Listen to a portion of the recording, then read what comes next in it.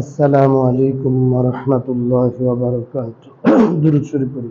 আল্লাহুম্মা সাল্লি আলা মুহাম্মাদিন ওয়া আলা আলি মুহাম্মাদ কামা সাল্লাইতা আলা ইব্রাহিমা ওয়া আলা আলি ইব্রাহিম ইন্নাকা হামিদুম মাজিদ।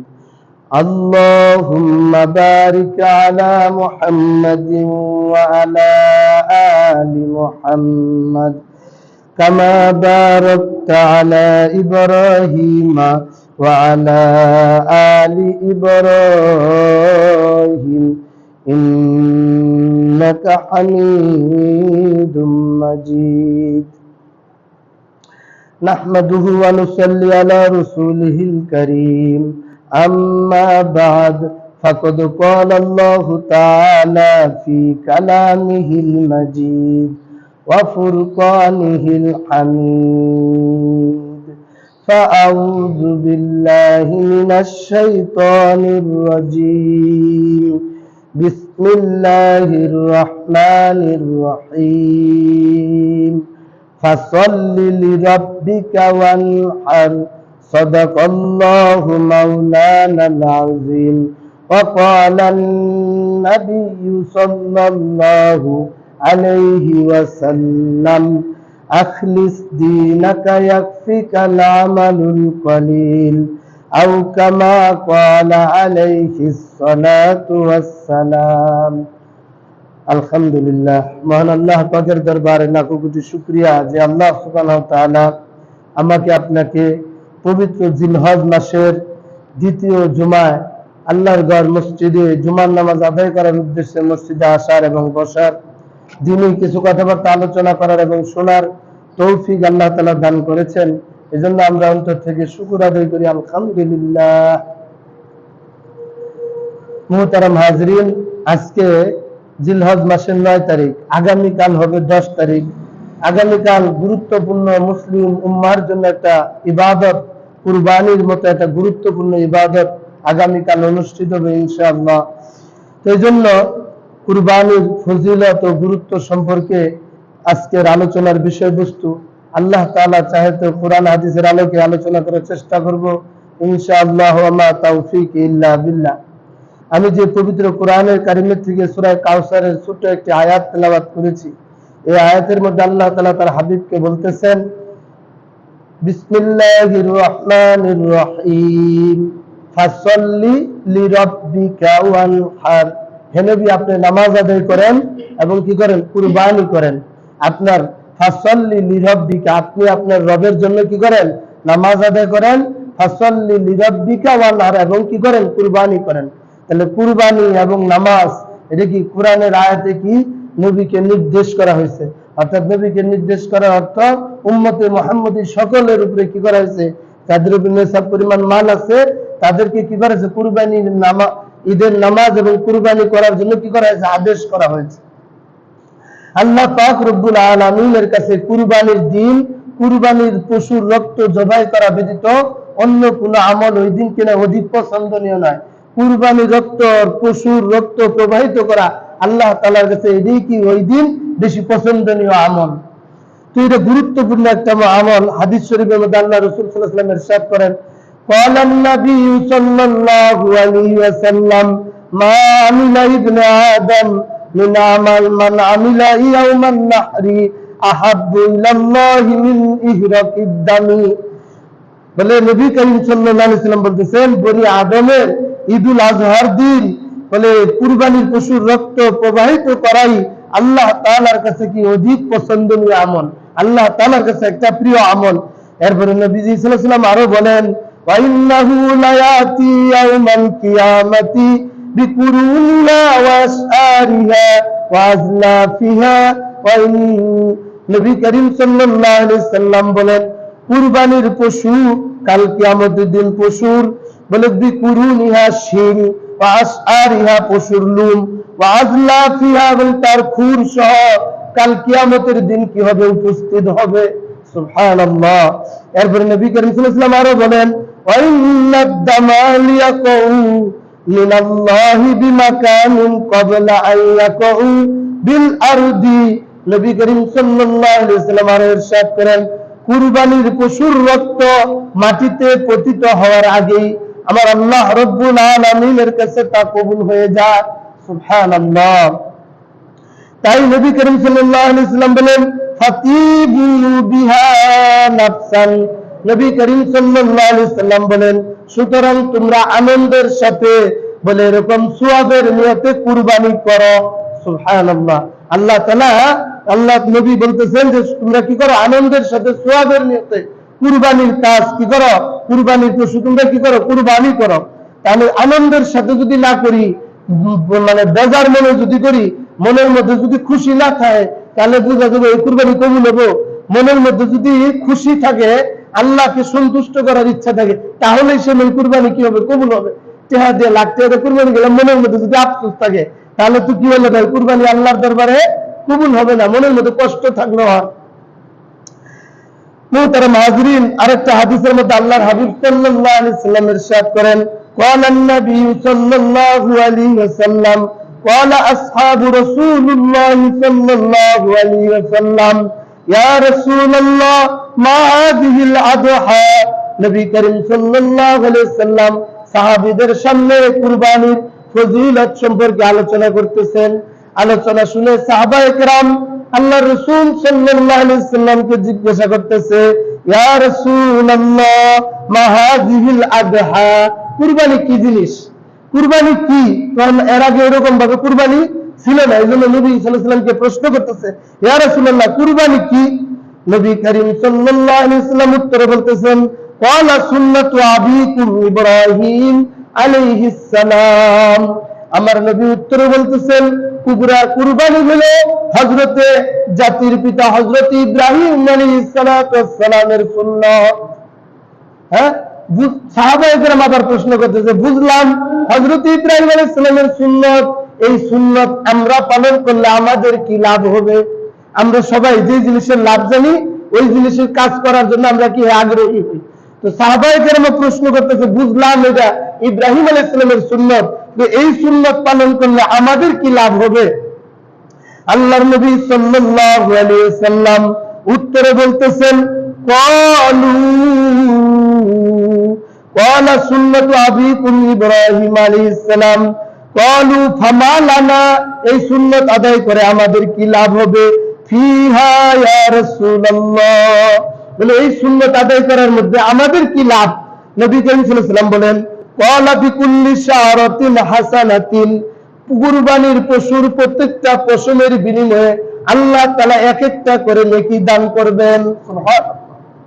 নবী করিম সাল্লাল্লাহু আলাইহি ওয়াসাল্লামের যখন এই হাদিস তারা শুনলো, সাহাবায়ে কেরাম আবার প্রশ্ন করতে, ইয়া রাসূলুল্লাহ সবাই তো উট মহিষ গরু কুরবানি করার তৌফিক নাই, সামর্থ্য নাই, বলে অনেকেই গরিব আছি আমরা, মানে সামর্থ্য কম, আমরা যদি কেউ ভেড়া দুম্বা বকরি কুরবানি করি তাহলে কি আমরা এই সওয়াবটা কি পাবো না? তখন নবী করিম সাল্লাল্লাহু আলাইহি ওয়াসাল্লাম বলতেছেন, ক্বালু ফাসফু ইয়া রাসূলুল্লাহ, জিজ্ঞাসা করতেছে আমরা যদি ভেড়া বকরি দুম্বা কুরবানি করি আমরা কি তাহলে এই সওয়াব পাবো না? তখন নবী করিম সাল্লাল্লাহু আলাইহি ওয়াসাল্লাম উত্তরে বলতেছেন, ক্বালা বিকুল্লি শাআরাতিন মিনাস সুফি হাসানাতিন। নবী করিম সাল্লাল্লাহু আলাইহি ওয়াসাল্লাম সাহাবায়ে কেরামের প্রশ্নের উত্তরে বললেন, ও আমার সাহাবীরা তোমরা শুনো, তোমরা যদি ভেড়া বকরি দুম্বা কুরবানি করো, বলে ওইগুলির পশমের বিনিময়ে আল্লাহ তাআলা তোমাদেরকে এক একটা করে নেকি দান করবেন। সুবহানাল্লাহ। তাহলে যারা ভেড়া বকরি দুম্বা কুরবানি করবে এদেরকেও কি করা হবে? প্রত্যেকটা পশমের বিনিময়ে সওয়াব দেওয়া হবে। এটাকে কমতি মনে করানো যাবে না, কিন্তু কুরবানি যদি ওয়াজিব হয়ে থাকে তাহলে করতেই হবে। তাহলে এই ফজিলত দ্বারা আমরা এটা বুঝতে পারলাম। এরপরে নবী করিম সাল্লাল্লাহু আলাইহি ওয়াসাল্লাম আরেকটা হাদিসের মধ্যে বলতেছেন, বলে ক্বালা আন ইবনে উমর রাদিয়াল্লাহু তাআলা আনহু ক্বাল আকামা রাসূলুল্লাহ সাল্লাল্লাহু আলাইহি ওয়াসাল্লাম বিল মাদিনাতি 10 সিনিনা ইউদহা, বলে হযরত ইবনে উমর রাদিয়াল্লাহু তাআলা থেকে বর্ণিত, তিনি বলেন আল্লাহ রাসূল সাল্লাল্লাহু আলাইহি ওয়াসাল্লাম মদিনাতে 10 বছর ছিলেন। কয় বছর? হিজরতের পরে, মক্কা থেকে যখন হিজরত করে মদিনায় ছিলেন 10 বছর মদিনাতে ছিলেন। ইবনে ওমর রাদিয়াল্লাহু তাআলা বলেন 10 বছর মদিনাতে যে ছিলেন, নবী করিম সাল্লাল্লাহু আলাইহি সাল্লাম প্রত্যেক বছরই তিনি নিজ হাতে কুরবানি করেছেন। সুবহানাল্লাহ। তাহলে কুরবানি কি কত গুরুত্বপূর্ণ আমল, আল্লাহ রাসূল সাল্লাল্লাহু আলাইহি সাল্লাম নিজ হাতে কুরবানি করেছেন।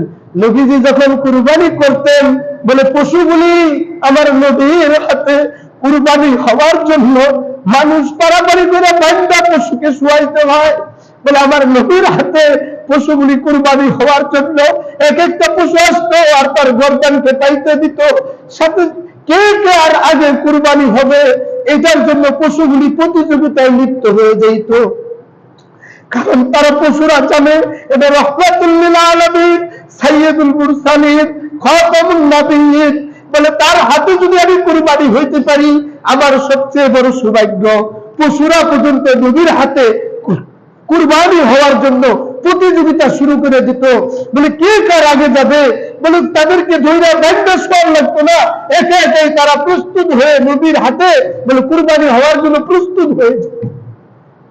বলে কে কার আগে কুরবানি হবে একটা দুধ জানোয়ার নবীর হাতে কুরবানি হওয়ার জন্য প্রতিযোগিতা শুরু করে। তাহলে কি পরিমাণ নবীজি সাল্লাল্লাহু আলাইহি সাল্লামকে পশু পাখি বলে জীব জানোয়ার চিনতো, কিন্তু আমরা মানুষ হয়ে আজকে আল্লাহ রাসূল সাল্লাল্লাহু আলাইহি সাল্লামকে চিনতেছি না, তার সুন্নতের উপরে আমরা আমল করতে পারতেছি না। মুহতারাম হাজিরিন, নবী করিম সাল্লাল্লাহু আলাইহি সাল্লাম এরকম কুরবানির সম্বন্ধে হাদিস সম্বন্ধে আরো বলতেছেন। হ্যাঁ, ফাতেমা রাদিয়াল্লাহু তাআলা আনহাকে বলতেছেন, ইয়া ফাতিমাতু ইয়া ফাতিমাতু কওমি ইলাল আদুদিয়াতিকা ফাশহাদিহা।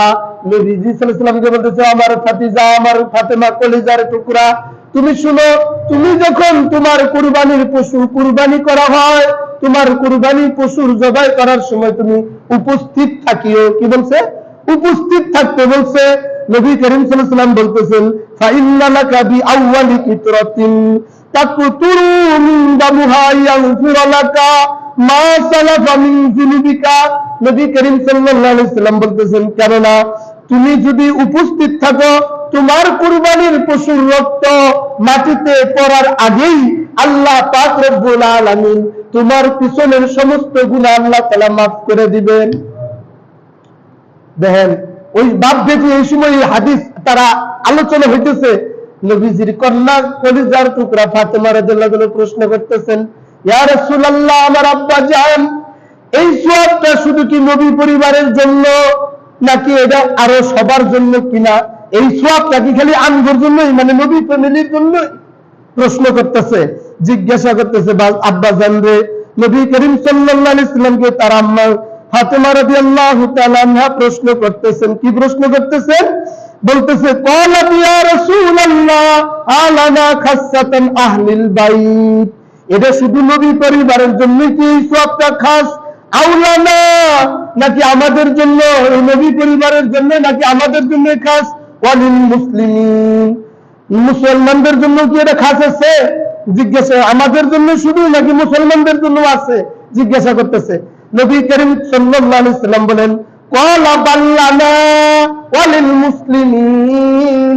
নবী করিম সাল্লাল্লাহু আলাইহি ওয়াসাল্লাম বলতেছেন, এটা কি আমাদের জন্য এবং সমস্ত মুসলমানদের জন্য এই সওয়াব। কি বলছে? বলেন আমাদের জন্য, নবী পরিবারের জন্য এবং সমস্ত মুসলিম উম্মাহ যারা কুরবানি করবে তার কুরবানির সামনে উপস্থিত থাকবে, কুরবানির পশুর রক্ত মাটিতে পড়ার আগেই ওই ব্যক্তির পিছনের সমস্ত গুনাহ আমার আল্লাহ সুবহানাহু ওয়া তাআলা মাফ করে দিয়ে দেন। সুবহানাল্লাহ, কত বড় ফজিলত।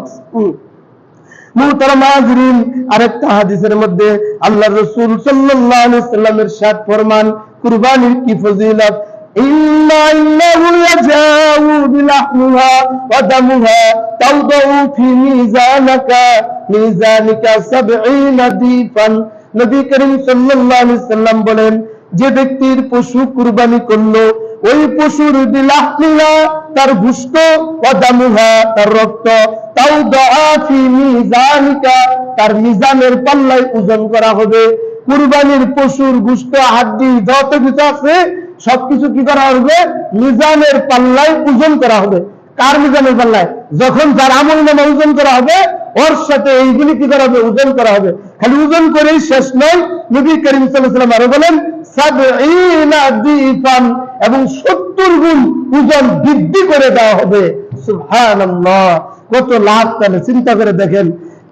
ক্বালান নবী সাল্লাল্লাহু আলাইহি ওয়াসাল্লাম, নবী করিম সাল্লাল্লাহু আলাইহি ওয়াসাল্লাম আরেকটা হাদিসের মধ্যে বলেন, মান দাহায়া তাইয়িবাতান নাফসুহু, যে ব্যক্তি খুশি মনে আনন্দের সাথে সওয়াবের নিয়তে কি করলো? কুরবানি করলো।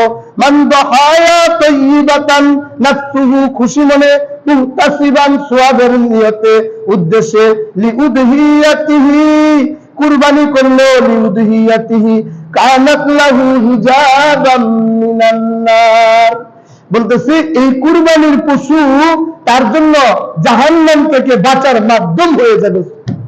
যে ব্যক্তি খুশি মনে সওয়াবের নিয়তে আল্লাহকে রাজি খুশি করার জন্য কুরবানি করবে, এই কুরবানির পশু কাল কিয়ামতের দিন জাহান্নাম থেকে বাঁচার মাধ্যম হয়ে যাবে। সুবহানাল্লাহ। নবী করিম সাল্লাল্লাহু আলাইহি সাল্লাম আরেকটা হাদিসের মধ্যে বলেন, ক্বালান নবী সাল্লাল্লাহু আলাইহি সাল্লাম আযমু দাহায়াকুম ফাইন্নাহা আলা সিরাতি মুতায়াকুম। নবী করিম সাল্লাল্লাহু আলাইহি সাল্লাম বলেন, ও আমার উম্মতেরা, তোমরা শুনো, তোমরা যে কুরবানি করবা, তোমাদের কুরবানির পশুটা যেন মোটা তাজা হৃষ্টপুষ্ট যেন হয়। কি কেন? আযমু দাহায়াকুম, তোমরা মোটা তাজা হৃষ্টপুষ্ট পশু কি করো? কুরবানি করো। ফাইন্নাহা, কেননা ওই পশুটা তোমার জন্য আলা সিরাতি মুতায়াকুম, কাল কিয়ামতের দিন ফুলসিরাতের পথ পুল পাড়ি দেওয়ার জন্য বাহন হিসেবে তোমার জন্য কাজ করবে। সুবহানাল্লাহ। যেটা কি 30,000 বছরের রাস্তা, চুলের থেকেও পাতলা, হীরার চেয়ে দার, ওই পুল, ওই সেতু পার হওয়ার জন্য আপনার এই কুরবানির পশু বাহন হিসেবে কাজ করবে। সুবহানাল্লাহ। আপনাকে পার করাই দিবে। কাজ করবে মানে কি? আপনারে ওই কুরবানির পশু ফুলসিরাতের পথ পার করাই দিবে কঠিন বিপদের সময়। তাহলে কুরবানি খুশি মনে করা দরকার কিনা বলেন? এরপরে নবী করিম সাল্লাল্লাহু আলাইহি ওয়াসাল্লাম কুরবানির গুরুত্ব সম্পর্কে কত ধমকি বলেছেন, যে নবী উম্মতের জন্য মদিনায় শুয়ে শুয়ে এখনো কাঁদতেছেন, ইয়া উম্মতি, ইয়া উম্মতি, আমার উম্মতের কি হবে? হাসরের ময়দানেও নবীজি আল্লাহর কুদরতি পায়ে আরশে আজিমের নিচে সিজদায় করে কাঁদতে থাকবে। সমস্ত নবীরা ইয়া নফসি, ইয়া নফসি করতে থাকবে। সেই নবী কিরকম একটা ধমকি দিয়ে বলতেছেন উম্মতদেরকে, বলে ক্বালান নবী সাল্লাল্লাহু আলাইহি ওয়াসাল্লাম মান কানা লাহু সাআতান, যে ব্যক্তির কুরবানি দেওয়ার সামর্থ্য আছে, কি আছে? কুরবানি দেওয়ার যার সামর্থ্য আছে, তৌফিক আছে, ফালাম ইয়াদহু, সে কুরবানি করলো না, ফালাম ইয়াদহা, সে কুরবানি করলো না, ফালা ইয়াকুরবান্না মুসাল্লানা, নবী করিম সাল্লাল্লাহু আলাইহি ওয়াসাল্লাম বলেন, সে যেন আমার ঈদগাহের দ্বারে কাছেও না আসে, আমার ঈদগাহের নিকটেও যেন না আসে। কত বড় ধমকির কথা বলছে। যার উপরে কুরবানি ওয়াজিব, যার কুরবানি দেওয়ার সামর্থ্য আছে, সে যদি কুরবানি না করে, নবীজি বলছেন সে যেন ঈদের গাহে ঈদের নামাজ পড়ার জন্য না আসে। ঈদের একটা নামাজ বছরে 2 বার আসে, এই নামাজে নবীজি যাইতে নিষেধ করেছেন। কেন? যদি কুরবানি ওয়াজিব হয়ে থাকে আর তুমি কুরবানি করলে না, কুরবানি করবে না এমন মন মানসিকতা যদি তোমার থাকে, তাহলে তোমার মতো উম্মতের আমার ঈদগাহে আসার দরকার নেই। কত বড় ধমকির কথা বলেছে। মুহতারাম হাজিরিন, তাহলে এই গুরুত্বপূর্ণ ফজিলত, এত সওয়াব, এত ফজিলতের কথা যদি জানলেও যদি আমরা কুরবানি না করি, তাহলে ওর চেয়ে পুরা কপাল আর কি হইতে পারে বলেন? ঈদের গায়ে ঈদের নামাজ পড়লে সেখানে সবার গুনাহ আল্লাহ তাআলা মাফ করে দেবে। আর ওই ঈদগাহে নবীজি যাইতে নিষেধ করতেছেন কেন? যার কুরবানি সামর্থ্য থাকা সত্ত্বেও যে কি কুরবানি করলো না। মুহতারাম হাজিরিন, এইভাবে আল্লাহর হাবিব সাল্লাল্লাহু আলাইহি সাল্লাম কুরবানির সম্বন্ধে তার উম্মতের বিষয়ে ধমকির কথা বলেছেন। আর যাদের উপরে কুরবানি ওয়াজিব, নবী করিম সাল্লাল্লাহু আলাইহি সাল্লাম হাদিসের মধ্যে বলেন, ইয়া আইয়ুহান নাস আলা কুল্লি আহলি বাইতি ফি কুল্লি আমিন উদহিয়া, নবী করিম সাল্লাল্লাহু আলাইহি সাল্লাম, হে লোক সকল, তোমাদের প্রত্যেক পরিবারের উপর প্রত্যেক বছর কি করা? কুরবানি ওয়াজিব। যাদের উপরে সামর্থ্য আছে তাদের উপরে প্রতি বছরই প্রত্যেক ফ্যামিলির উপরে কি করা? কুরবানি ওয়াজিব, তোমরা কুরবানি করবা। মুহতারাম হাজরিন, এই কুরবানি হলো কয়েক প্রকার? 4 প্রকার। এই কুরবানি কয় প্রকার? কুরবানি যে করব, কুরবানি কয় প্রকার বলেন? 4 প্রকার। একটা হলো ওয়াজিব কুরবানি। 1 নম্বর কি বলেন? ওয়াজিব কুরবানি। যার সামর্থ্য আছে ওই ব্যক্তির উপরে কি কুরবানি ওয়াজিব। এরপর নফল কুরবানি, যার উপরে ওয়াজিব না কিন্তু সে তাও ইচ্ছা করে করতেছে, এটাই কি নফল, তার উপরে এটা কি নফল কুরবানি। আর একটি মান্যতের কুরবানি। আপনি মান্যত করছেন আমার ছেলেটা যদি পরীক্ষায় পাস করে, আমার ছেলেটা যদি অসুখটা ভালো হয়ে যায়, আমার ব্যবসায় যদি আমি সাকসেস হই, তাহলে আমি আল্লাহর রাস্তায় বকরি কুরবানি দিব বা ছাগল কুরবানি দিব।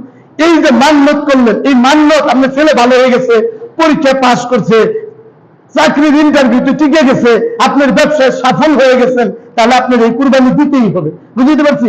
এটার নাম হলো মান্যতের কুরবানি। এটার নাম কি? মান্যতের কুরবানি। আরেকটা হলো ওয়াসিয়তের কুরবানি। আপনার বাবার উপরে কুরবানি ওয়াজিব ছিল, কিন্তু আপনার বাবা জীবিত থাকতে কুরবানি দিতে পারে নাই। আপনার বাবা মরার আগে বলে গেছে, বাজার আমি তো কুরবানি করতে পারি নাই, আমার পক্ষ থেকে আমার মৃত্যুর উপরে তোমরা কুরবানির আমলটা করে দিও, আমার কুরবানিগুলি তোমরা আদায় করে দিও। বাবা ছেলেদেরকে বলে গেছে, বাবা যদি সন্তানদেরকে ওসিয়ত করে যায়, আর ওসিয়তের পরে যদি বাবার সম্পত্তি থেকে 3 ভাগের 1 ভাগ সম্পত্তি দিয়া যদি বাবার ওসিয়ত পুরা করা সম্ভব হয়, তাহলে ছেলেরা কি করবে? বাবার ওসিয়তকে পুরা করবে। আর যদি 3 ভাগের 1 ভাগ সম্পত্তি দিয়া বাবার ওসিয়ত পুরা না করা যায়, তাহলে ওই ওসিয়ত পুরা করা দরকার নাই। যদি ছেলেদের সামর্থ্য থাকে বাবার পক্ষ থেকে কুরবানি আদায় করে দেয়, সেটা ভিন্ন কথা, তাহলে তো সওয়াব হবেই, বাবা সওয়াব পাবে কবরে বসে বসে। তাহলে কি বলছি? নফল এবং ওয়াজিব কুরবানির গোশত যিনি কুরবানি করবেন এবং তার ধনী আত্মীয় স্বজন সকলেই এই গোশত খাইতে পারবে, কোনো বাধা নিষেধ নাই। বুঝতেছেন? ধনী গরিব সবাই এই কুরবানির গোশত খাইতে পারবে। একটু আগে যে 2 প্রকারের কথা বলেছি, মান্যত এবং ওসিয়তের কুরবানির গোশত একমাত্র গরিবদের মাঝে বিলিয়ে দিতে হইবে, এটা ধনী ব্যক্তিরা খাইতে পারবে না। কিসের কুরবানি বলেন? মান্যত আর ওসিয়তের কুরবানির গোশত কারা খাইতে পারবে না?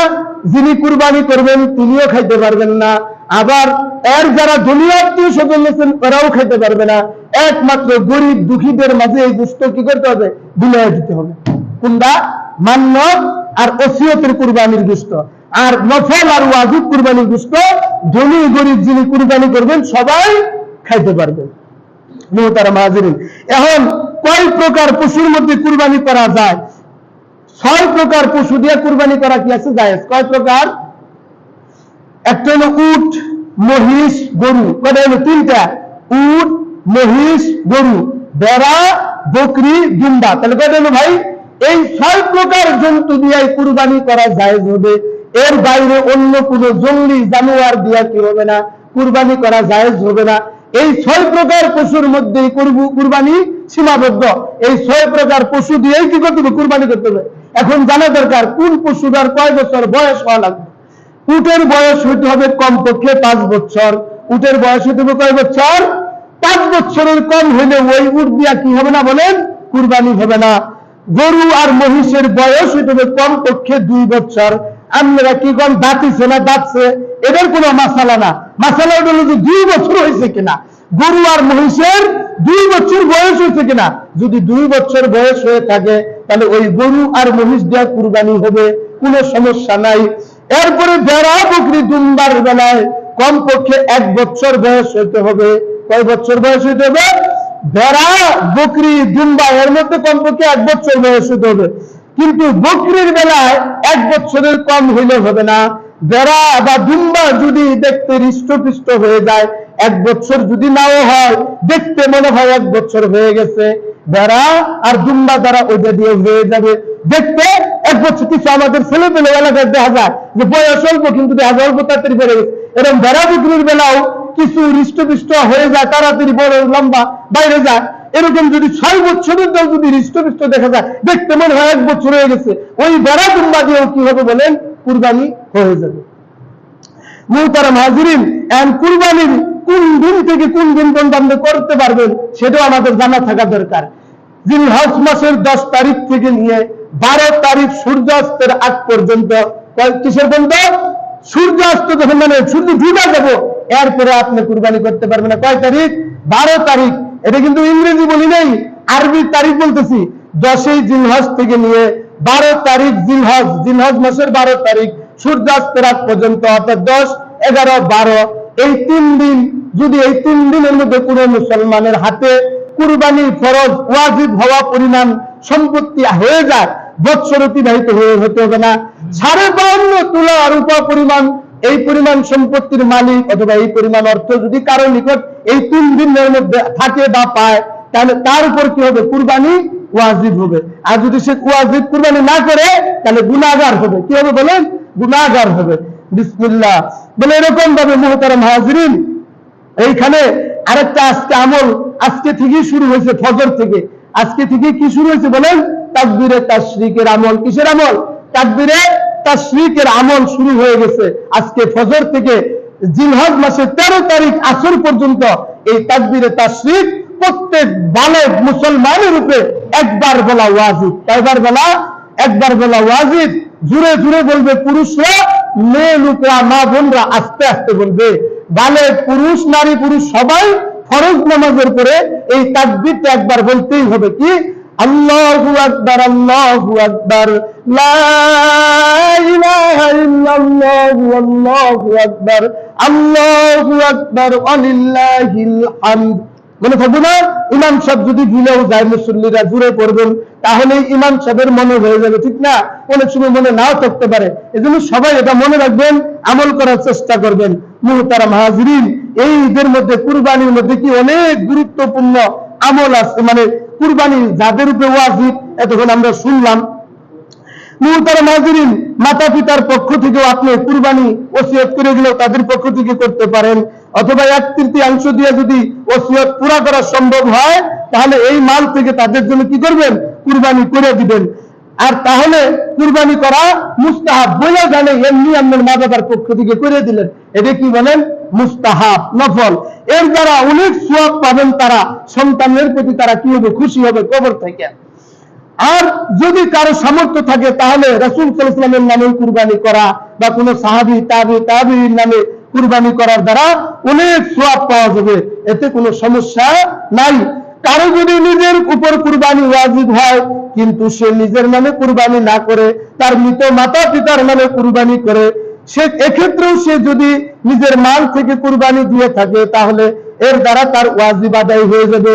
হ্যাঁ, মা বাবার নামে করছে তার অর্থ দিয়ে, তার উপর ওয়াজিব ছিল, কিন্তু ওয়াজিব থাকা সত্ত্বেও তার মা বাবার নামে যে করছে তার পক্ষ থেকে কুরবানিটা আদায় হয়ে যাবে।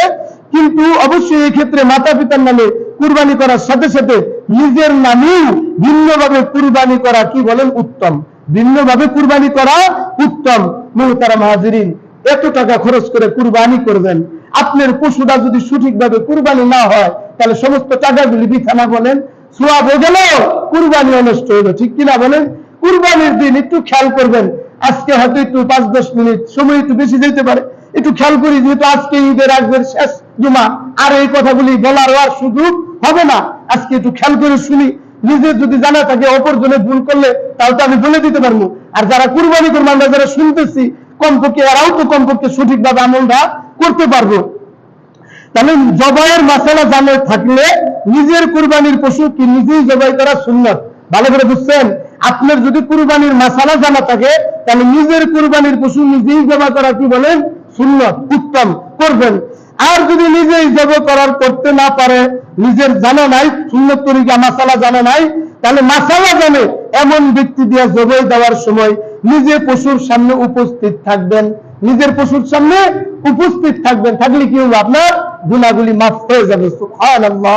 মুস্তাহাব, রাসূল সাল্লাল্লাহু আলাইহি সাল্লাম নিজ হাতে তার কুরবানির পশুগুলি তিনি নিজেই জবাই করেছেন। তারপরে বিসমিল্লাহ, আল্লাহর নাম নিয়ে জবাই করা ওয়াজিব। কার নাম নিয়ে? আল্লাহর নাম নিয়ে। বাবার নাম নিয়ে জবাই করলে জবাই হবে না, খাজা বাবার নামে জবাই করলে হবে না, অমুক বাবার নামে অমুক দরগার নামে যদি জবাই করেন কুরবানি হবে, বলে এটা মৃত মাইয়াত হবে, এটা খাওয়া হারাম হয়ে যাবে। এই জন্য বলে আল্লাহর নামে জবাই করতে হবে। আর পুরা বাক্য দোয়া পড়েন আর না করেন, কমপক্ষে এই কথাটা বলতেই হবে, বিসমিল্লাহি আল্লাহু আকবার। কি বলতে হবে বলেন? যিনি জবাই করবেন, যারা ওনার সাথে সহযোগিতা করবেন, সবাই বলতে হবে বিসমিল্লাহি আল্লাহু আকবার। কি বলতে হবে? এই কথাটা সবার বলতে হবে। যদি না বলে ইচ্ছা করে ছেড়ে দেয় তাহলে হারাম হয়ে যাবে, আর যদি ভুলে শুধু ছুটে যায় তাহলে খাওয়া যাবে। ভুলে যদি ছুটে যায় তাহলে কি হবে? ওই পশু খাওয়া যাবে। আর যদি ইচ্ছাকৃত ছেড়ে দেয় তাহলে এটা হারাম হয়ে যাবে, খাওয়া যাবে না। মানে ছুরি যাবে কি ভালোভাবে ধারায় নিতে হবে, যাতে এমন ছুরি না হয় ফুসাইতে ফুসাইতে পশুরও কষ্ট, যিনি জবাই করে তারও কষ্ট। তাহলে এরকম ছুরি দিয়ে জবাই করা মাকরুহ হয়ে যাবে, গুনাহ হয়ে যাবে। সওয়াবের পরিবর্তে আরো গুনাহ কামাইলেন। তাহলে ছুরি যাবে ভালোভাবে ধার করে নেবেন, যাতে কুরবানির পশু কি না হয়, কষ্ট না হয়, সেদিকে খেয়াল রাখবেন। তারপরে বলতেছে সহায়তা করলে তারাও কি করবে? এর সাথে বিসমিল্লাহি আল্লাহু আকবার বলবে। জবাই দেওয়ার পূর্বে ছুরিটাকে ভালোভাবে দাঁড় করে নেবে, যাতে পশুর অতিরিক্ত কষ্ট না হয়। জবাইকৃত পশুটি নিস্তেজ হওয়ার পূর্বে তার কি আপনারা মনে করেন জবাই করে ছাড়ে দিছে, পশুটার জান যাইতে একটু সময় লাগে না?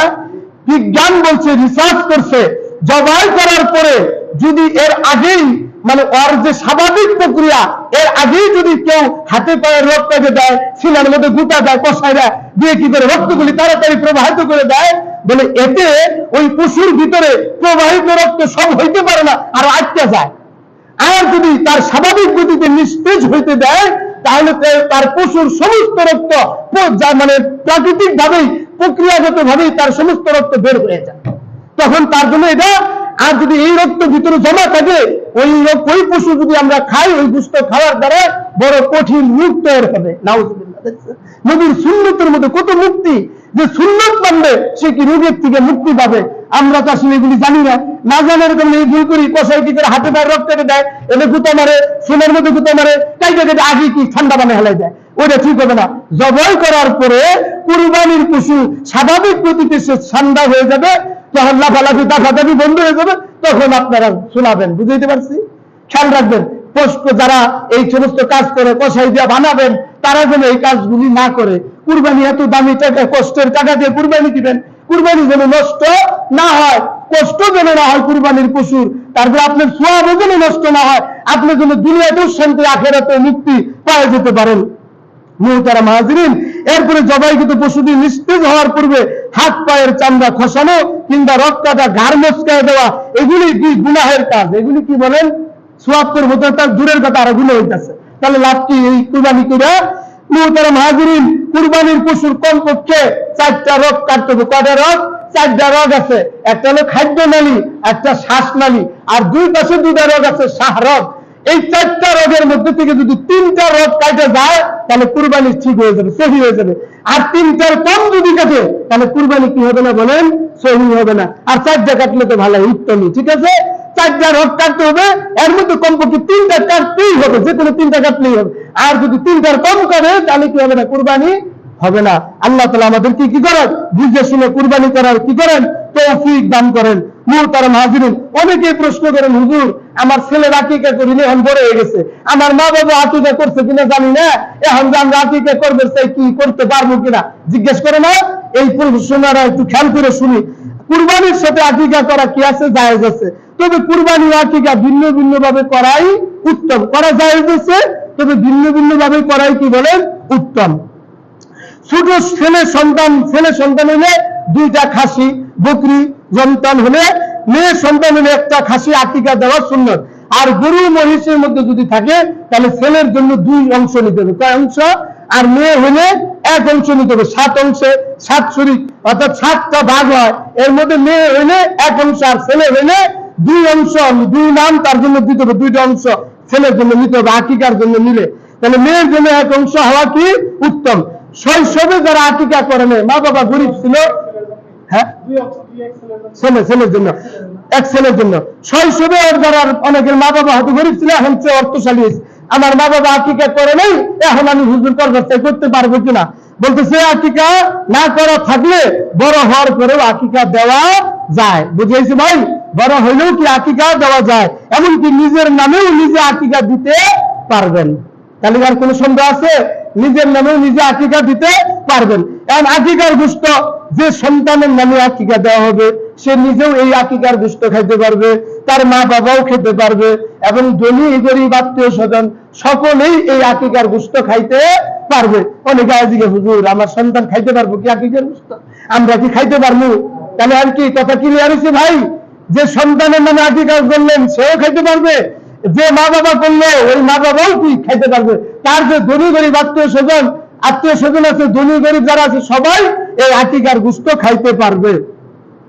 মুহতারাম হাজিরিন, আকিকার গোশত 3 ভাগ করা মুস্তাহাব। কয় ভাগ করা মুস্তাহাব? 3 ভাগ করা মুস্তাহাব। এখন আপনি যদি এই মুস্তাহাবটা আমলটা করেন, তাহলে গরিব মানুষরা আপনার এই গোশতটা সবাই পাইলো, গরিব দুঃখী সবাই ঈদের আনন্দ উপভোগ করতে পারলো। আর এই গরুর গোশত দিয়া, কুরবানির গোশত দিয়া যদি যারা কুরবানির গোশত বানায় দিল, কাইজা দিল, এদেরকে যদি আপনি বিনিময় দেন, পারিশ্রমিক দেন, একটু বানায় দিল তো একটু বেশি করে দিই, এবার যদি নিয়ত থাকে, তাহলে আপনার কি হবে? কুরবানি চুরি হবে না। ভালো করে মনে রাখবেন। তার সাথে আগেই ফুরাই নেবেন, ভাই আমার গরুটা বানাই দিবেন, কয় টাকা দেওয়ার লাগবে তুমি বলো, 500 1000 যা আছে ওটা যদি সীমাবদ্ধ। কিন্তু এরপরে আপনি নিজের থেকে তারা কতটুকু গোশত দিবেন আপনার ইচ্ছা। কিন্তু হে বলতে পারে আমি বানাই দিলাম, আমার একটু দেও, বা আপনিও করতে পারবেন না বানাই দিলে দেখে আমি একটু বাড়াই দিলাম, তাহলে তো বিনিময় হয়ে গেল। বুঝলেন নাই কথাটা? কি বুঝাইছে ভাই? মাসালাটা খেয়াল রাখবেন। আবার যারা যে কুরবানি করাবেন, জবাইটা করাবেন, নিজের মাসালা জানা থাকলে তো নিজেই কুরবানি করবেন। আপনি অন্য যদি করান, তাহলে তার যে পারিশ্রমিকটা আছে তারও দিয়ে দিবেন। বুঝতে পারছি? এত দামি কুরবানির পশু যে কুরবানি করে দিল, তার মনে যদি কষ্ট থাকে, তাহলে দামের কুরবানি নষ্ট হয়ে গেল, সওয়াব নষ্ট হয়ে গেল। বুঝতে পারছি ভাই? এজন্য খেয়াল রাখবেন, যারা দিয়ে করাবেন তারও একটু খুশি করে দিলেন, তাহলে আপনারও কি হলো? কুরবানির চুরি সুন্দর হয়ে গেল। এই জন্য এই বিষয়গুলির উপরে আরেকটা জিনিস খেয়াল রাখবেন, চামড়ার বিষয়টা যদি আপনি নিজে দাবাঘাত করে ব্যবহার করেন, কোনো আপত্তি নাই। কুরবানির চামড়া আপনি ব্যবহার করবেন, কোনো সমস্যা নাই। কথা ক্লিয়ার? আর যদি নিজে ব্যবহার করতে পারেন না, প্রক্রিয়া জানেন না, কাউকে যদি আপনি হাদিয়া দিয়ে দেন, তাও দিতে পারবেন। এখন কারো হাদিয়া দিবেন না দিবেন, সে কি করবে না করবে আপনি জানেন কি না জানেন, কিন্তু সবচেয়ে উত্তম হইল মাদ্রাসার মিল্লাত ফান্ডে যদি আপনি এই চামড়াটা আপনি দান করে দেন, আপনি ডাবল সওয়াবের অধিকারী হবেন। কয় সওয়াবের? ডাবল সওয়াবের। একটা হলো দ্বীনি কাজে, কোরআন হাদিস শিক্ষার কাজে গরিব অসহায় ছাত্রদেরকে কি করলেন? সহায়তা করলেন। বুঝতে পারছি? একটা কি করলেন? দ্বীনের কাজে আপনি কি করলেন? সহযোগিতা করলেন, গরিব ছাত্রদেরকে দান করলেন। আরেকটা হলো দ্বীন শিক্ষার কাজে আপনি সহযোগিতা করলেন। কয়টা সওয়াব হলো? 2টা সওয়াব। আল্লাহ তাআলা ডাবল সওয়াব আপনাকে দান করবে। কোথায় দান করলে? মাদ্রাসার যে সমস্ত মাদ্রাসায় নিম্ন ফান্ড আছে, এতিম অসহায়দের জন্য আলাদাভাবে তাদের জন্য খোরাকির খাবারের বোর্ডিং আছে, এই সমস্ত জায়গায় আপনার কুরবানির চামড়াটা দান করাটা কি বেস্ট। আর যদি আপনি বিক্রি করে ভালাইলেন, বেচলেন না, কিন্তু এই টাকাটা যা বিক্রি করে পাইলেন, এই টাকার সাথে কোনো টাকা আর মিশাইতে পারবেন না। হুবহু ওই টাকাগুলি আপনি গরিব মিসকিন অসহায়দের মাঝে বিলায় দিতে হবে। মাসালা কি আমি বুঝাইতে পারছি ভাই? আল্লাহ তাআলা বলনেওয়ালা শুননেওয়ালা সকলকে এই কথাগুলির রূপে সুন্দরভাবে বুঝে শুনে আমল করার তৌফিক দান করেন। সকলে বলেন আমিন।